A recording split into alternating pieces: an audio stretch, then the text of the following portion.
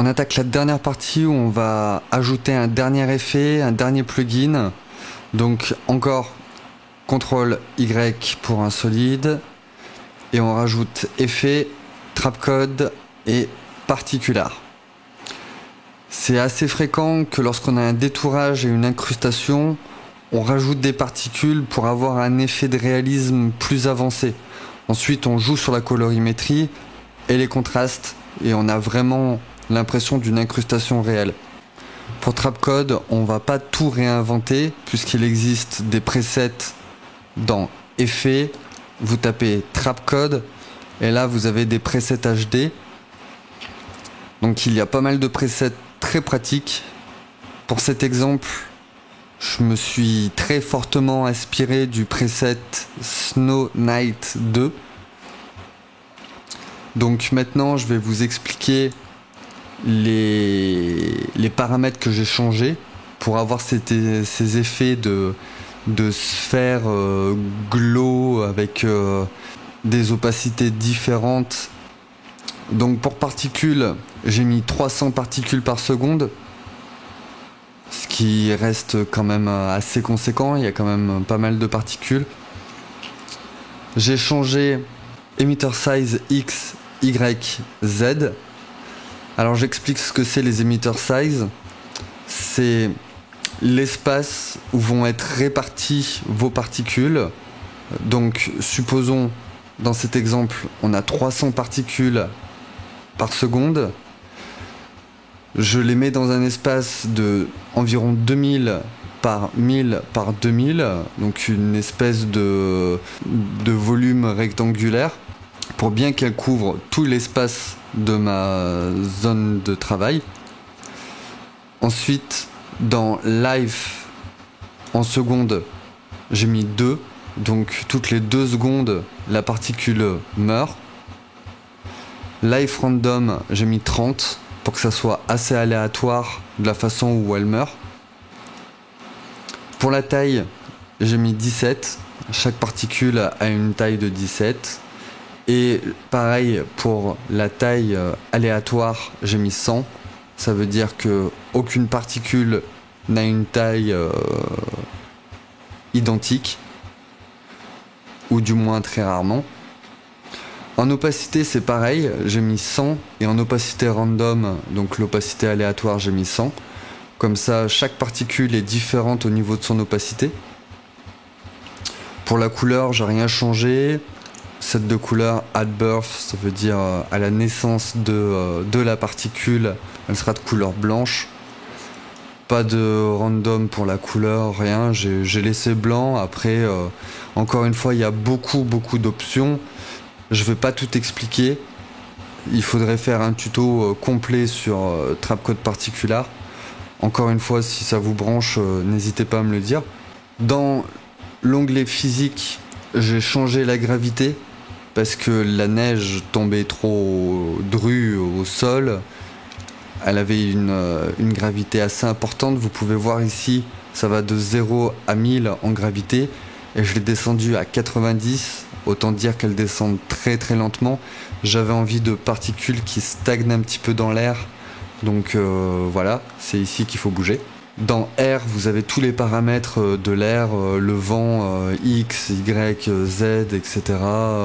Vous avez pas mal de paramètres ici, Visualize Field, Turbulence Field, Affect Size, Affect Position. Ici, vous avez pas mal de choses qui vont vraiment perturber vos particules dans l'air. Donc voilà, encore une fois, je vais pas tout expliquer là-dedans. Il faudrait un tuto complet pour ça. Donc voilà, j'ai ces espèces de particules flottantes et stagnantes en fond et devant qui font qu'on a l'impression d'avoir un milieu ambiant un peu plus réaliste. Alors maintenant, je vais juste expliquer un dernier point pour cacher mes lumières. J'ai une petite tête juste à côté. Quand je la baisse et que j'appuie sur son parent ici, la petite tête ouverte, hop, ça cache tous mes calques. Ce qui permet en fait de pas vous prendre la tête à chercher vos calques quand vous en avez beaucoup. Et c'est assez pratique. Ensuite, j'ai coché ici le flou de mouvement. À chaque fois que quelque chose bouge, il y a un léger feedback. Donc, 2 derniers points que je voulais vous expliquer. J'ai créé une caméra. Donc, clic droit, créer caméra. Et même si en principe on assimile la caméra à des mouvements 3D, moi je la crée même s'il n'y a pas de mouvement pour une chose, c'est dans les options de caméra, vous avez profondeur de champ. Donc là, si vous cochez oui, vous pouvez faire un flou d'arrière-champ ou d'avant-champ selon vos réglages ici, la distance des points, l'ouverture, le niveau de flou.